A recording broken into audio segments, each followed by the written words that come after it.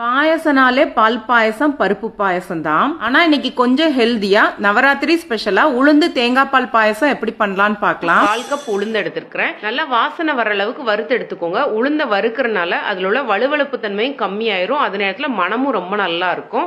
இப்ப இதை நல்லா கழுவிட்டு இதுல 2 டேபிள் ஸ்பூன் அவல் சேர்த்துக்கோங்க. இந்த உளுந்தையும் அவளையும் ஒரு 1/2 மணி நேரம் ஊற வச்சு எடுத்துக்கோங்க. இப்ப நல்லா ஊறிடுச்சு.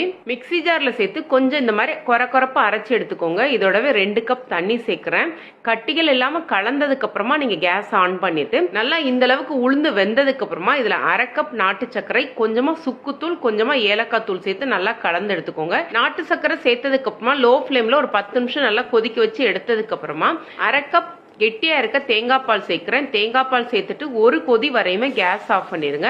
இப்ப இதுல நெய்ல வறுத்த முந்திரியும் பாதாமும் சேர்த்து நல்லா கலந்து எடுத்தீங்கன்னா டேஸ்டியான ஆரோக்கியமான உளுந்து பாயசம் தயாராயிருச்சு. கண்டிப்பா ட்ரை பண்ணி பார்த்துட்டு கமெண்ட் பண்ணுங்க. நன்றி.